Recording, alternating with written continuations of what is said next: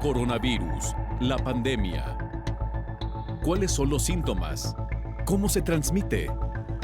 ¿Qué puedo hacer para protegerme y prevenir la propagación de la enfermedad? Nuevo padecimiento que ha encendido las alarmas de los sistemas de salud. Coronavirus, la pandemia.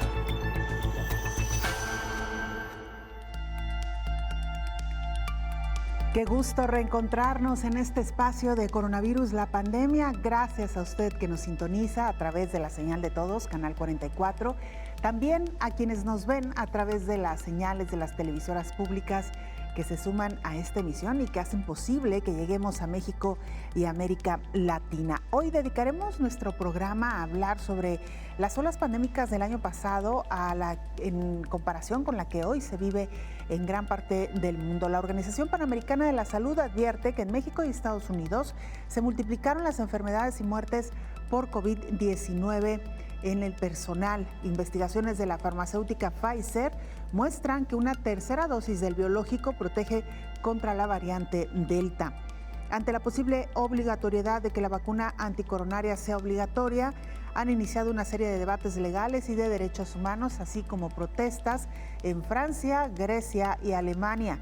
Las variantes alfa, gamma y delta, entre otras, han agravado la salud de la población. Los contagios en algunas naciones se han triplicado en menos de una semana. Un panorama de nueva cuenta preocupante, muy preocupante, sobre todo en países como México, en donde en los últimos días el crecimiento de casos ha sido acelerado. Vayamos con nuestra compañera Isaura López Villalobos para que nos ponga en contexto. Enfrentar la COVID-19 no ha sido fácil. Desde el surgimiento del virus SARS-CoV-2 se advertía sobre las diversas complicaciones que atravesaría el mundo. Las olas pandémicas que han surgido han sido diferentes y distribuidas por región. Para algunos han sido severas en la cuestión de mortalidad y para otros la incidencia de hospitalizaciones o casos activos. Algunos países han pasado por la quinta y hasta el séptimo repunte de contagios. El histórico muestra que en el primer año de la pandemia, las autoridades mundiales trataban de detener la ola y ante un repunte de manera acelerada, aplicaron medidas restrictivas. En el año 2020, las olas pandémicas fueron en los meses de marzo, cuando los países europeos fueron el primer epicentro de la pandemia. Después siguió Estados Unidos. Durante ese periodo aumentó el número de decesos a nivel mundial. La siguiente altura de la pandemia fue de octubre a enero de ese año, mientras que este segundo año de la COVID-19, las olas han sido diversas en cada región del mundo. Los países de América y de Europa han vivido 3 intensidades en enero, abril y en este mes de julio. Los expertos lo atribuyen a las diferentes variantes que circulan en el planeta Tierra. Los países contemplan ya acabar con el virus que ha infectado a más de 195 millones de personas y ha quitado la vida a 4.185.000. Los países contemplaban ya haber acabado con el virus que ha infectado a más de 195 millones de personas y ha quitado la vida a 4.185.000. Y haber superado la epidemia con la vacunación. Sin embargo, en el segundo semestre del año, los casos superan los índices de enero. Los hospitales se enfrentan a una crisis mayor por el número de pacientes hospitalizados. Las variantes alfa, gamma y delta, entre otras, han agravado la salud de la población. Los contagios en algunas naciones se han triplicado en las últimas semanas, contrario a lo que se vivió en el año 2019, cuando surgió la pandemia COVID-19. Informó Isaura López Villalobos. ¿Qué dice la Organización Mundial de la Salud en su más reciente informe? Nuestro compañero Pablo Gómez, corresponsal de la agencia EFE, nos lo cuenta. Pablo, qué gusto escucharte. Adelante con el reporte. Hola, ¿qué tal? Buenos días, Belén. Buenos días a todo el auditorio de Canal 44. Los últimos datos notificados por la Organización Mundial de la Salud sitúan el total de casos de COVID-19 en el mundo por encima ya de los 195 millones, al sumar algo más de 600.000 en las últimas horas. El total de fallecidos, mientras tanto, a nivel global ronda ya los 4,2 millones. Vamos ya por regiones. América sigue situándose cerca de 76 millones y medio de casos positivos en el primer puesto y tiene alrededor de 2 millones de muertes. Le sigue Europa con unos 59 millones y medio de contagios y poco más de 1,2 millones de fallecidos. Después el sudeste asiático, que se aproxima a los 38 millones de positivos y se sitúa en unos 558.000 muertos. Lejos está ya el Mediterráneo oriental, con menos de 12 millones y medio de casos y algo más de 230.000 fallecidos, y mucho más lejanas están las cifras de África y del Pacífico occidental. En cuanto al ranking de países, sigue encabezado por Estados Unidos con 34,4 millones de casos. India le sigue con cerca de 31 millones y medio y Brasil le sucede y supera los 19,7 millones. Los siguientes países están ya con cifras muy inferiores. Rusia es el único que supera los 6 millones y a continuación están 3 países, Francia, Reino Unido y Turquía, que se sitúan entre los 5 millones y medio y los 6. En cuanto a número de fallecidos, Estados Unidos sobrepasa ya los 600.000, Brasil los 550.000, India se aproxima a los 425.000 y México le sigue con casi 240.000. Y en cuanto a los datos de vacunación, ya se han administrado en el mundo más de 3.800 millones de dosis. Reportó desde Europa Pablo Gómez para el programa Coronavirus la Pandemia. Gracias, Pablo, por este informe que nos actualiza cifras y la situación actual en materia de pandemia de COVID-19 en el mundo.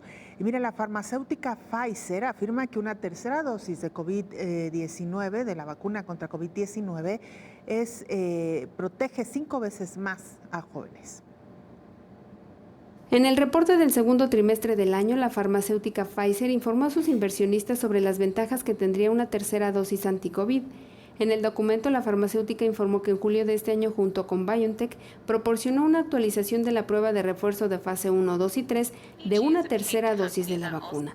Los datos iniciales del estudio muestran que una dosis de refuerzo aplicada al menos 6 meses después de la segunda dosis tiene un efecto consistente contra la variante beta, que son de 5 a 10 veces más altas que luego de las 2 dosis administradas. Además, la información recientemente revelada muestra que la tercera dosis provoca anticuerpos neutralizantes de la variante Delta, 5 veces mayor en personas más jóvenes y más de 11 veces más altos en personas mayores. Las empresas esperan publicar datos más definitivos sobre este análisis y todos los datos acumulados se van a compartir como parte de las discusiones en curso con la Administración de Medicamentos y Alimentos, la FDA, la Agencia Federal para el Manejo de Emergencias, EMA, y otras agencias regulatorias en las próximas semanas, informó Elizabeth Ortiz. Mientras tanto, la obligatoriedad de la vacuna contra COVID-19 avanza en Europa y Estados Unidos. La obligatoriedad de la vacuna de la COVID-19 avanza en Europa y Estados Unidos. El fuerte repunte de los contagios por la variante Delta ha hecho que países como Grecia impongan la vacunación a sus trabajadores de la sanidad y de centros de mayores. El Reino Unido quiere obligar a vacunarse a los trabajadores de residencias de ancianos a partir de octubre y estudia extender esa obligación a otros trabajadores del sector sanitario. Sin embargo, esta imposición ha encendido las protestas en algunos países europeos como Francia, donde el gobierno presentó un proyecto de ley que debe ser promulgado en los próximos días. Este contempla la obligación de la vacuna en el sector sanitario y para los profesionales que trabajan con personas vulnerables. En Alemania, donde el 50,2% de la población tiene la pauta completa, existe el debate legal sobre si esta exigencia vulnera derechos fundamentales. Por ello, tanto la canciller Angela Merkel como sus socios de gobierno socialdemócratas han descartado una vacunación obligatoria, mientras que desde el Ministerio de Justicia se ha advertido incluso que jurídicamente sería inviable. En general, la medida se desecha en los países en los que las campañas funcionan, como es el caso de Portugal, donde la vacunación obligatoria para algunos sectores no forma parte de la agenda política y apenas ha generado un debate entre enfermeros y médicos. En España sigue siendo voluntaria, pero la opinión pública española es partidaria de la inmunización por aplastante mayoría y un 82,8% de los ciudadanos aún no vacunados están dispuestos a hacerlo, según una encuesta del CIS. Una situación similar vive Bélgica, donde la Academia de Medicina ha recomendado la vacunación obligatoria para el personal sanitario. Sin embargo, el primer ministro Alexander De Croo lo descartó la semana pasada porque la campaña está funcionando. En Estados Unidos, el estado más poblado del país, California, la ciudad más grande, Nueva York, y la primera agencia federal, el Departamento de Veteranos, requieren ya vacunarse a sus empleados públicos. Y miren, más información, lamentablemente se disparan los contagios de COVID-19 en México y Estados Unidos. Esta nueva ola de contagios en México ha traído un nuevo porcentaje de enfermos en los trabajadores de la salud. Según registros de la Secretaría de Salud Federal, del 5 al 19 de julio pasado, el número de contagios activos de COVID-19 entre el personal de salud en el país creció 152.1%. El 5 de julio había 956 casos activos en este sector de la población, pero para el pasado 19 de julio ya habían 2.411 casos activos y de ellos la mayor parte se concentran entre los trabajadores de la salud entre los 25 y 44 años. Por profesión, las enfermeras son el grupo con más contagios, registran 39.4%. Le siguen otros trabajadores de la salud con 31%, mientras que en tercer lugar están los médicos con 25.8%. Del total de casos mortales registrados hasta el pasado 19 de julio, el 68% se trata de hombres y 32% de mujeres. Ciudad de México, Estado de México, Puebla, Veracruz, Jalisco, Guanajuato, Chihuahua, Nuevo León, Tabasco y Tamaulipas son las 10 entidades con el mayor número de defunciones, concentrando el 65% del total de las muertes. Ya la Organización Panamericana de la Salud había advertido que México y Estados Unidos representaban casi 85% de los fallecimientos en la región desde el año pasado. La directora de la organización, Carissa Etienne, alertó que casi 3/4 partes de los trabajadores de la salud diagnosticados con COVID-19 son mujeres y que el continente americano es el que tiene el mayor número de trabajadores de la salud infectados en el mundo, informó Rocío López Fonseca. Mientras tanto, Guatemala negocia con Estados Unidos tras cancelar una compra de 8 millones de vacunas a Rusia. Señor presidente, buenas tardes, señores ministros. El gobierno de Guatemala comenzó negociaciones con laboratorios estadounidenses para la compra de vacunas contra COVID-19. El presidente Alejandro Yamatei hizo el anuncio el miércoles luego de la cancelación de compra de 8 millones de dosis del inmunizante ruso Sputnik V, equivalentes a la mitad del volumen pactado. El 50% que se tenía previsto gastar en vacunas Sputnik, al haber quedado liberado ese compromiso para este año, nosotros estaremos invirtiendo esa cantidad en las negociaciones que ya se están teniendo con otras casas farmacéuticas, específicamente Johnson & Johnson, Pfizer y Moderna. Guatemala canceló la compra de Sputnik V debido a los retrasos en su entrega. El país había pagado más de $79 millones al Fondo de Inversión Directa de Rusia por 8 millones de dosis de la vacuna. Sin embargo, solo ha recibido 550,000. Con este contrato nos aseguramos de un calendario de entregas mensuales para cumplir durante este año hasta el 31 de diciembre con la cantidad de vacunas que ya hemos pagado. Esto queda considerado como el 100% de la vacuna a recibir en este año. El retraso en la entrega generó fuertes críticas al gobierno de Yamatei y pedidos de investigación, mientras el ombudsman Jordán Rodas y decenas de organizaciones sociales, educativas y humanitarias pidieron públicamente la renuncia del mandatario. El país ha recibido unas 6 millones de dosis, incluyendo donaciones de Estados Unidos, India, Israel y México, así como compras bajo el mecanismo COVAX de la Organización Mundial de la Salud. Sin embargo, de sus 17 millones de habitantes, solo 1 millón se encuentra completamente inmunizado. Si van a haber gente manifestando, yo les sugiero a los señores manifestantes. Bueno, pues ahí tiene esta información. Nosotros hacemos nuestra primera pausa y regresamos con más noticias.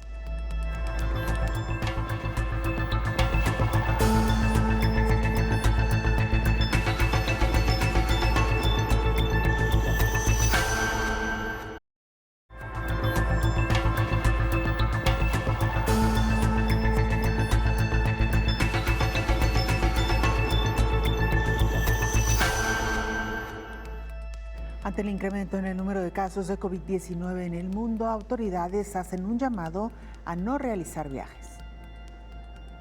Ante el incremento de nuevos casos de COVID-19 y del verano en puerta, las autoridades sanitarias hacen un llamado a la población para intentar romper la cadena de contagio de COVID-19, sobre todo durante estas vacaciones. El Instituto Mexicano del Seguro Social recomendó a la población no realizar viajes a menos que sea estrictamente necesario. El coordinador de programas médicos en la División de Promoción de la Salud, Diego Balcón Caro, señaló que en caso de trasladarse a un lugar diferente al de su localidad, sobre todo durante las vacaciones de verano, se debe estar pendiente de las condiciones que persisten en cada entidad y mantener las medidas sanitarias como el uso de cubrebocas correctamente, lavar las manos con agua y jabón o usar alcohol gel al 70%. El especialista recomendó que dependiendo de la distancia es conveniente desplazarse en vehículo particular, planear el trayecto, evitar numerosas paradas, no tener contacto con otras personas. En caso de trasladarse por algún otro medio, sugirió elegir días y horarios donde haya menor afluencia.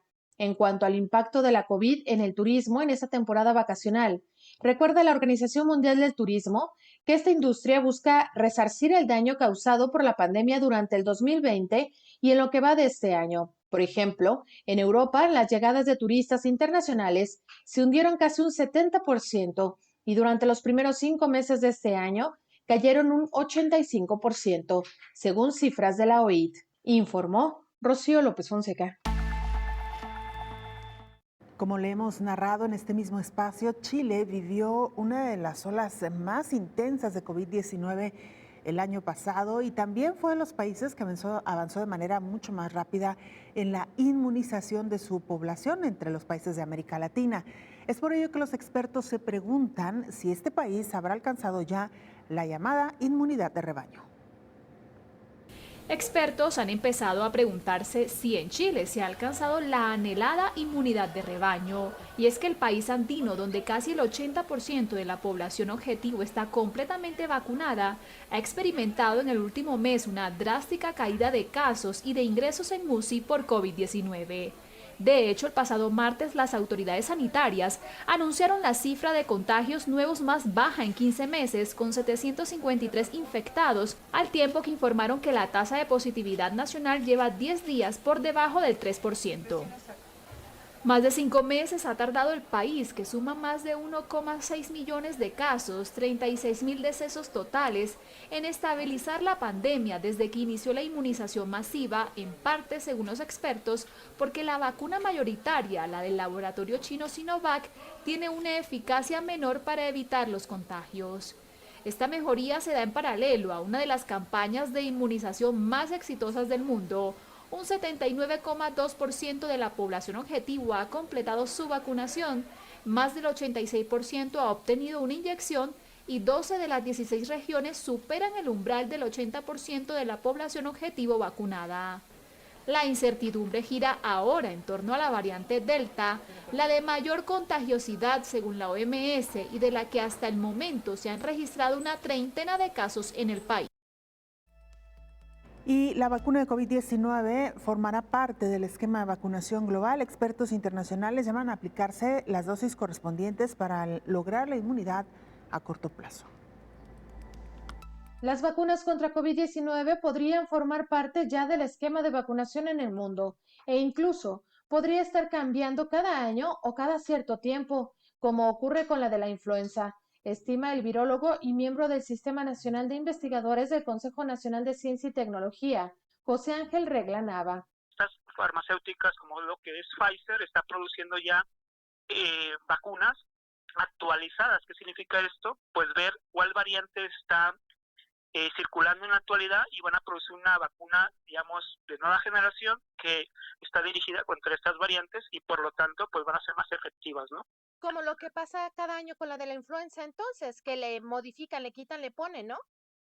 Efectivamente, en el caso de las vacunas de la influenza lo que se realiza es pues ver cuál es el virus circulante en determinada región y para esas regiones pues producen esa vacuna en específico. Va a suceder lo mismo, van a ver cuál es la variante predominante a nivel mundial o quizás a través de regiones y esas son las que se van a estar administrando Te repito, no se conoce pues si van a ser cada 2 años, cada 3 años, pero bueno, se sigue estudiando esto. El también investigador del Instituto de Inmunología de La Joya, San Diego, California, reiteró que todas las vacunas sirven para evitar complicaciones de COVID-19. Lo importante, dice, es completar sus esquemas de vacunación y acudir por su segunda dosis. Yo los invito a que tengan confianza en vacunarse y finalmente algo muy importante que mencionar es que acudan a su segunda dosis y no duden de seguir con todas las medidas sanitarias y sobre todo si se van de vacaciones, pues que se protejan y que si es posible, pues viajen en grupos pequeños y como con su familia nuclear, ¿no? Recuerda que aún no se alcanza la inmunidad de rebaño, es decir, todavía no se logra la vacunación del 70% de la población mundial, informó Rocío López Fonseca. Saludamos en esta mesa de trabajo, como todos los días, al infectólogo Héctor Raúl Pérez Gómez. Doctor, ¿cómo le va? Bienvenido. Hola Belén, buen día, gusto saludarte. Igualmente, doctor. Pues vaya tema que hoy abordaremos, sobre todo porque puede resultar un poco complejo, dado que entendemos no hay muchos elementos ni mucha información para poder hacer los comparativos. Y nos referimos a estas olas que ha vivido el mundo respecto a esta pandemia de COVID-19. Las que se vivieron el año pasado y que una de ellas, por cierto, alcanzó todavía los primeros meses de este 2021 y esta que hoy por hoy se está viviendo también con mucha intensidad, doctor. Sí, Belén, fíjate que sí hay elementos, porque existen datos estadísticos en diversas fuentes internacionales y en las fuentes de algunos países en donde podríamos hablar de algunas diferencias o algunas especificidades de las olas que hemos vivido. Si asumimos que hay 3 olas mundiales, porque si ves los gráficos así ha ocurrido. Claro que si ves el gráfico de un país en específico, bueno, algunos han tenido solamente 2, otros han tenido 4, etcétera. Pero de forma global, ¿qué es lo que ha ocurrido? Hubo una ola pandémica en el 2020 que considero alcanzó su pico máximo por el mes de agosto. Una ola que abarcó el mes de julio completo.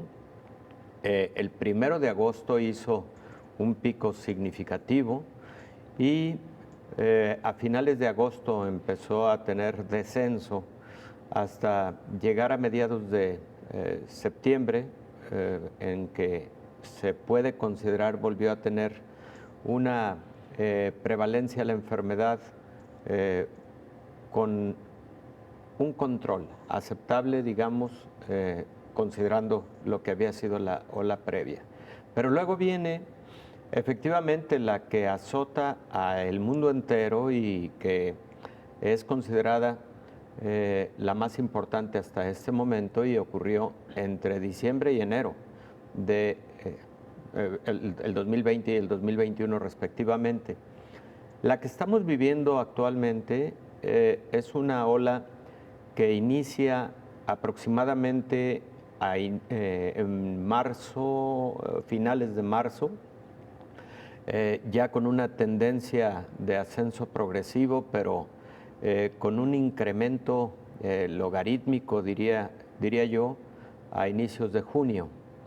En estos momentos no podemos decir que estemos, desgraciadamente no podemos decir que estemos ya en la cumbre de esta tercera ola, porque todavía puede seguirse incrementando el número de casos diarios a nivel mundial.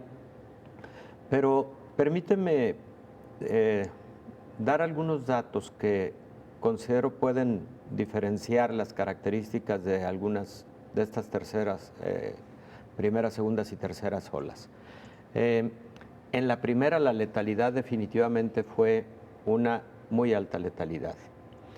Recordemos que esta enfermedad inicia con una letalidad del 3% en los primeros 4 o 5 meses de arrancada la pandemia, pero a partir de abril empieza a incrementarse la letalidad y llega a tal nivel que globalmente estuvo en alrededor del 6.5% la letalidad, habiendo iniciado en el 3%. Entonces, la primera ola se caracterizó por una letalidad global que probablemente alcanzó el 6.5-7%. Esa primera ola afectó particularmente a adultos mayores. La segunda ola también afectó a adultos mayores. La segunda ola también tuvo una letalidad importante, pero probablemente 2 puntos porcentuales por debajo de la primera ola. ¿Qué fue lo que ocurrió? Que en diciembre y enero ya teníamos muchos elementos para el mejor manejo de pacientes graves y críticos. En esa segunda ola ya era muy común el uso de corticosteroides en pacientes críticos, ya era muy común el uso de tocilizumab, un inhibidor de interleucina 6. En muchos centros hospitalarios se utilizó remdesivir junto a tocilizumab o a baricitinib, y esos fármacos modificaron importantemente la letalidad, junto con dexametasona, por supuesto, o metilprednisolona, lo cual no fue utilizado con la misma frecuencia en la primera ola. Y en la tercera ola, bueno, afectó también a adultos mayores. Recordemos que por diciembre inició la vacunación a nivel mundial, de manera, digamos, ya más general. Y cuando estaba en intensidad la segunda ola, la vacunación todavía no estaba haciendo lo propio. En esta tercera ola, Belén, lo que viene ocurriendo es, primero, afectación predominantemente de población no vacunada, por lo tanto es población más joven, comparativamente y con significancia estadística de la diferencia con respecto a las primeras dos olas, ahora más jóvenes, está teniendo un ascenso estrepitoso, mucho más rápido que las olas anteriores. Y bueno, una característica adicional, está teniendo menos letalidad y menos ocupación hospitalaria. Si quieres, lo dejo aquí para luego hablar de otros datos que creo que son importantes en diferenciar las características de las tres olas. Y esto último que menciona, doctor, que también merece la pena detenernos un poquito sobre la letalidad, si le parece. Claro que sí. Vamos a la pausa, regresamos con más.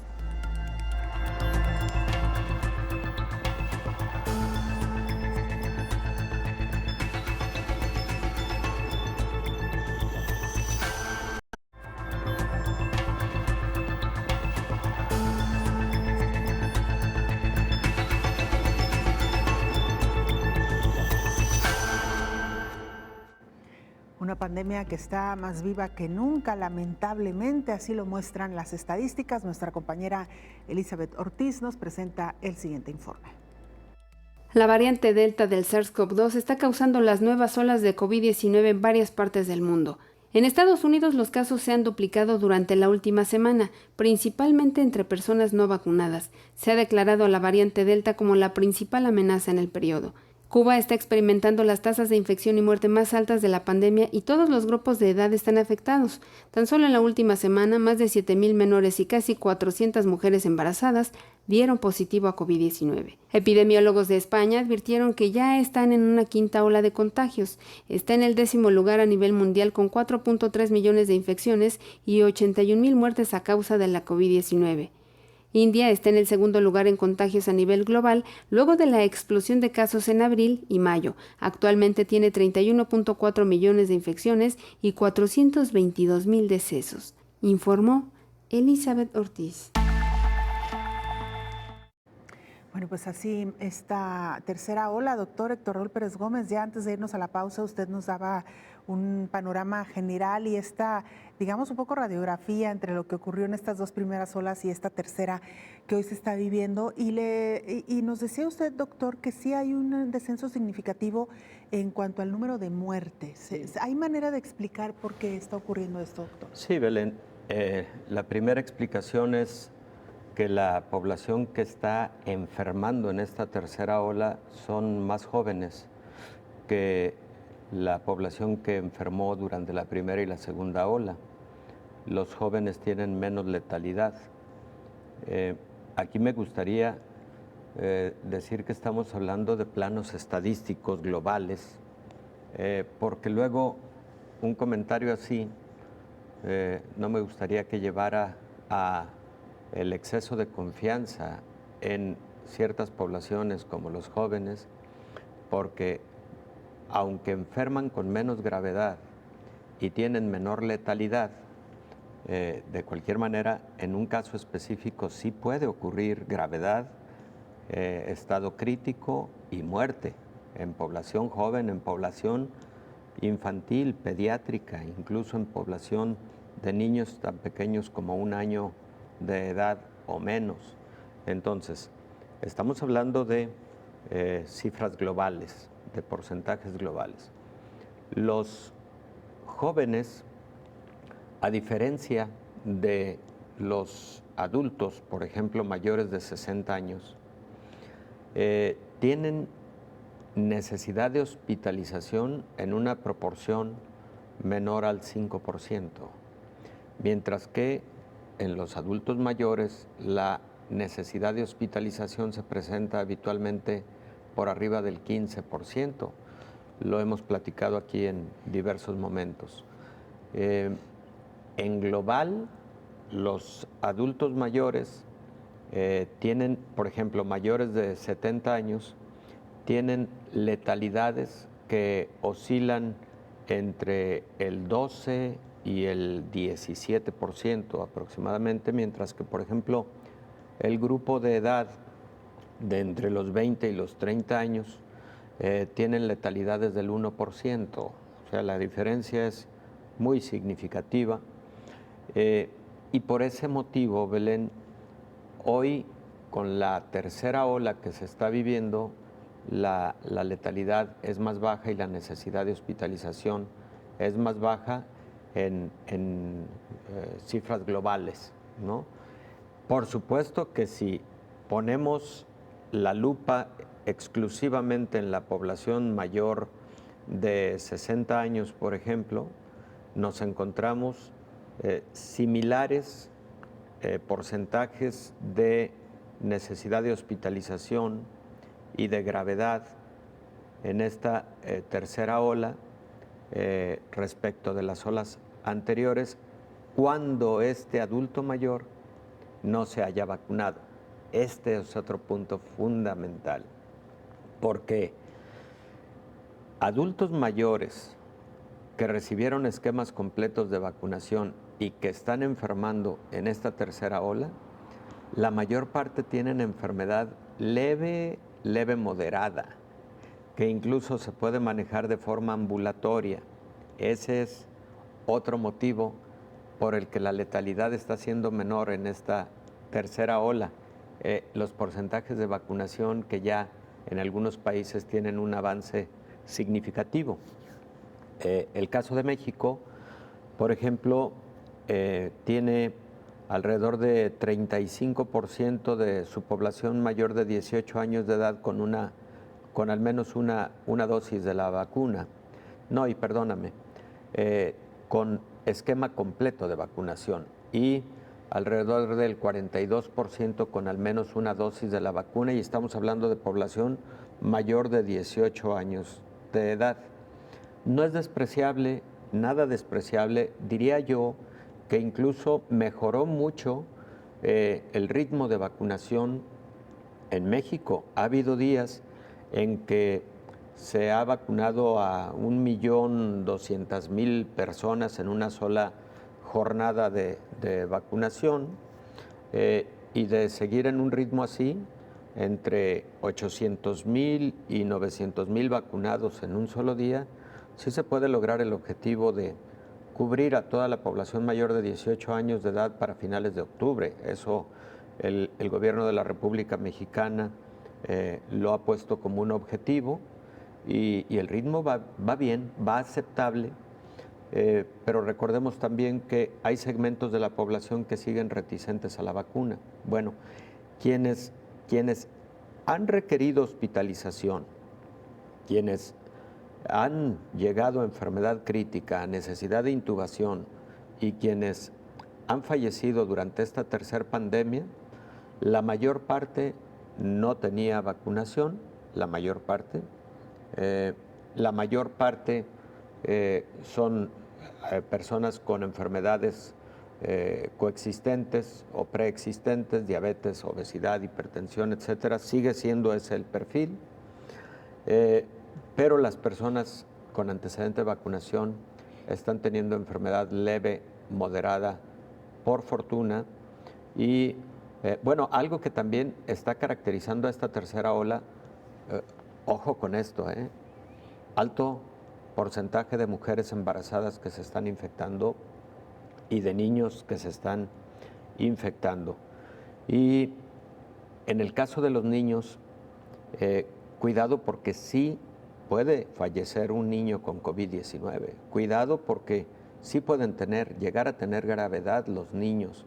Fíjate, en la plataforma de datos de México, durante el primer año de pandemia, el grupo poblacional de menos de un año, los pequeñitos menores de un año, tuvieron COVID oficialmente, claro que fueron muchos más, pero oficialmente la cifra ronda los 3,500, de los cuales fallecieron cerca de 175 niños.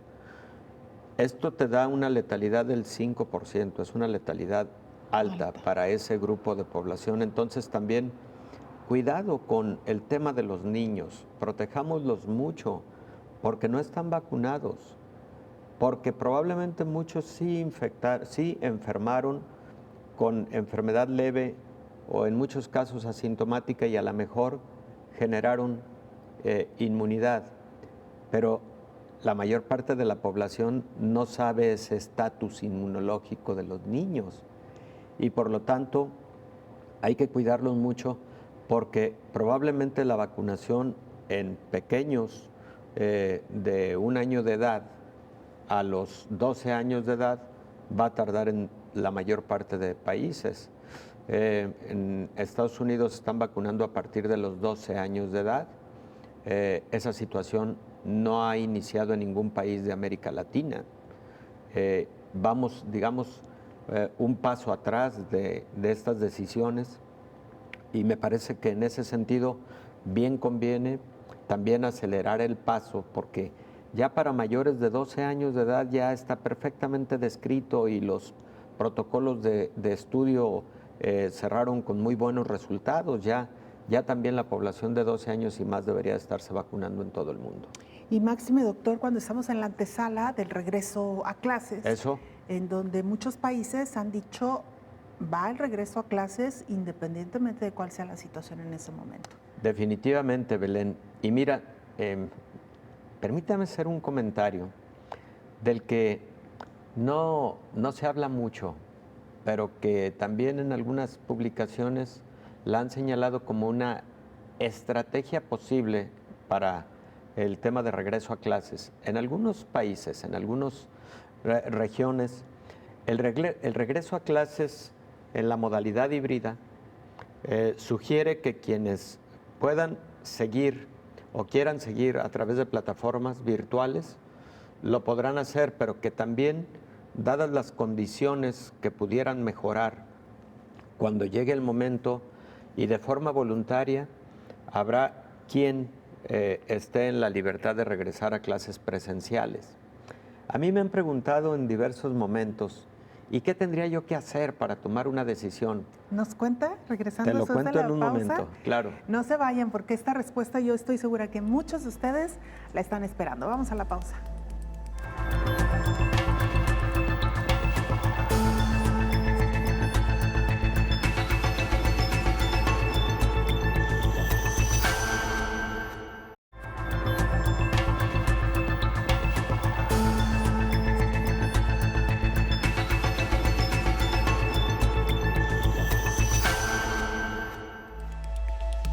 esta situación que pudiera resultar incluso caótica, hay una buena noticia. México aprobó un tratamiento contra COVID-19 de la empresa farmacéutica Eli Lilly. Aunque todavía no significa una autorización para el uso o la comercialización, la Comisión Federal para la Protección contra Riesgos Sanitarios aprobó la combinación de medicamentos Bamlanivimab y Etesevimab contra la COVID-19.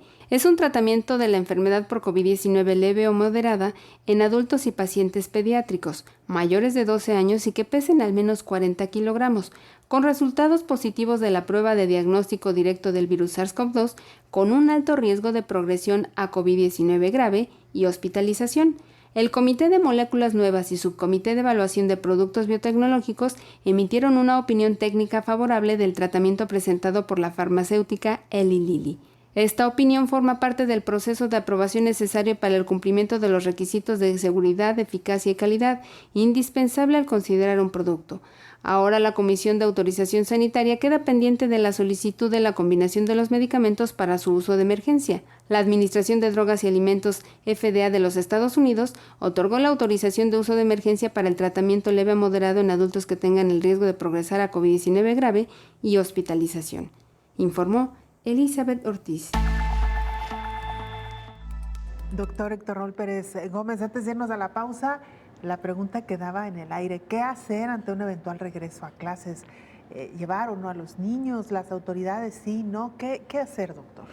Hay muchos padres de familia que ya quieren, necesitan que sus hijos estén de forma presencial. Hay muchos niños y jóvenes que quieren estar ya de manera presencial.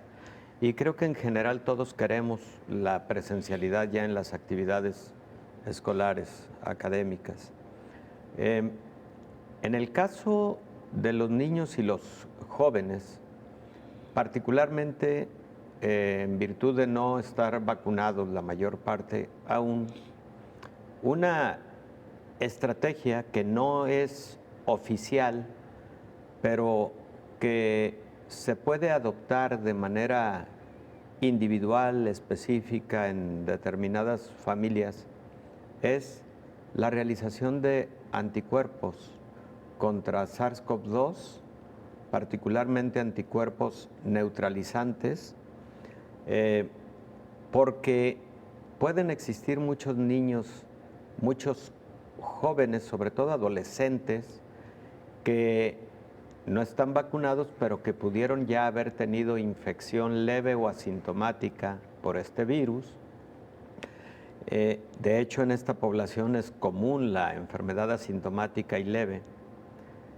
Y la presencia de estos anticuerpos puede generar un poco mayor tranquilidad a los padres de familia ante esta disyuntiva de continuamos por la vía de las plataformas virtuales o accedo a el que mi hijo regrese a actividades presenciales. Claro que a esta decisión entran muchas otras variables, como por ejemplo el estado de salud de mi niño. Mi niño es un niño completamente sano, y luego además sorprendentemente trae unos anticuerpos positivos que no sé en qué momento los generó, pero que seguramente fue por contacto casi asintomático con el virus. Bueno, esa condición puede dar un poco más libertad para la toma de esa decisión y claro, visualizar la calidad y disciplina de las medidas sanitarias, protocolos sanitarios en el plantel, en la escuela de mi hijo. Creo que todos esos factores deben entrar, pero uno del que se ha hablado poco es el primero, Belén, el relativo a investigar cómo están los anticuerpos de mi niño, que aunque no tengo en la mente que haya tenido un cuadro similar a COVID, pudo haber ya tenido inmunidad. Y tú me podrás preguntar, doctor, ¿hay algo estudiado al respecto de esta llamada seroprevalencia? Hemos hablado aquí mucho de las encuestas serológicas, eso es exactamente. investigar qué porcentaje de la población ya tiene anticuerpos generados ya sea por vacuna, ya sea por infección, etcétera. Y al respecto, por ejemplo, México sí tiene algunos de estos estudios y están publicados en la Encuesta Nacional de Salud, incluso del año pasado, publicados en noviembre, en donde el 24% de la población ya tenía anticuerpos positivos contra SARS-CoV-2. Y recordemos que en noviembre del año pasado no había vacunación todavía. Entonces, eran anticuerpos generados por infección natural, bueno, es un pleonasmo, pero por contacto con el virus. Sí. Entonces, a estas alturas, eso fue en noviembre, estamos prácticamente a 8 meses de ese momento, es muy probable que esa seroprevalencia sea mucho más alta y es muy probable que muchos jóvenes estén con positividad ya. Ese puede ser otro elemento, otro factor para la toma de una decisión, porque esos anticuerpos pueden generar protección. Indudablemente una infección previa puede generar protección contra una segunda. Puede existir una segunda infección, también lo hemos comentado aquí muchísimas veces, y hasta una tercera infección. Pero tener inmunidad de buen nivel a partir de una primera infección puede proteger contra una gravedad de una segunda. Claro. ¿Cómo se pide esta prueba, doctora? ¿Dónde hay que acudir? ¿A los laboratorios comunes de cada ciudad? No todos lo hacen, pero prácticamente todas las ciudades tienen laboratorios que están procesando detección de anticuerpos neutralizantes contra SARS-CoV-2. En algunos lugares se les conoce como anticuerpos de alta afinidad contra SARS-CoV-2. Y lo habitual es que sean anticuerpos de tipo IgG, los que están positivos cuando el cuadro infeccioso ocurrió varios meses previos.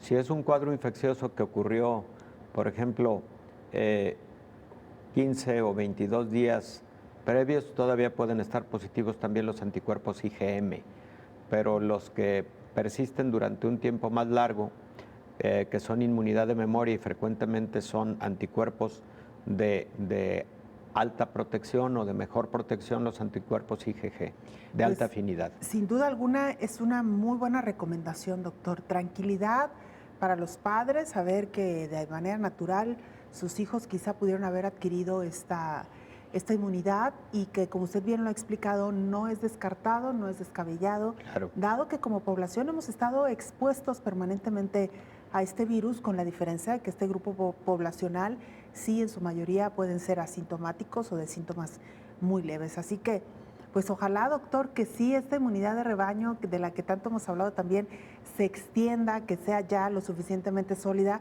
y por supuesto que la vacunación continúe avanzando, que ese es otro de los grandes retos. Y el otro elemento importantísimo que lo hemos dicho también, doctor, pues la falta todavía de un buen medicamento. Sí, Belén, hay algunos avances, indudablemente. Acabamos de oír la autorización de parte de la Agencia Regulatoria Mexicana de la combinación de estos dos anticuerpos monoclonales, de los que ya habíamos hablado en esta mesa semanas previas y que es del laboratorio Eli Lilly. Anticuerpos monoclonales que actúan controlando la respuesta inflamatoria severa que tienen estos pacientes, y son anticuerpos que si se utilizan de manera oportuna en una enfermedad, digamos, moderada, no tan leve, pero sí moderada, por ejemplo, un paciente con fiebre, con dolor de cabeza, con exámenes de laboratorio en donde la proteína C reactiva está elevada, en donde el paciente puede estar ya teniendo algún requerimiento de oxígeno suplementario, pero que está ambulatorio, ese paciente puede ser, digamos, el paciente ideal para recibir este tipo de anticuerpos monoclonales. Por ejemplo, estos recién autorizados de la farmacéutica Eli Lilly. No son los únicos. Hay algunos monoclonales de empresas chinas que también vienen con buenos resultados y que también, no tengo la menor duda, van a ser autorizados muy pronto. Doctor, pues muchas gracias, como siempre. Gracias, Belén. Ahí estas grandes diferencias o importantes diferencias entre las distintas olas. No nos queda nada más que, como lo hemos hecho casi en cada programa, reiterar, esta pandemia no ha terminado, está resurgiendo con fuerza, ya lo decía usted, de una manera muy acelerada. No debemos bajar la guardia, debemos seguir protegiéndonos, cuidándonos, como si estuviéramos en la primera etapa de la pandemia, doctor. Por supuesto, Belén. Y bueno, no podemos dejar de comentar como cierre, pues que esta tercera ola casi indudablemente está caracterizada por tener la presencia en la mayor parte de casos de la cepa Delta o la variante Delta, surgida en febrero en la India. Ya, por ejemplo, en Estados Unidos, el mayor número de casos durante esta tercera ola son causados por la variante Delta, que es 3 veces más transmisible, 3 veces más contagiosa que la cepa original de hace 1 año, 7 meses, nacida en Wuhan, en China. Lo cual explicaría en parte, doctor, este crecimiento acelerado en el número de casos. Claro. Doctor, muchas gracias. Como gracias, siempre. Belén. Gracias. Con gusto. Sobre todo, gracias a usted por habernos acompañado. Le invitamos para que nos sintonice en la siguiente emisión de Coronavirus, la pandemia. Hasta entonces.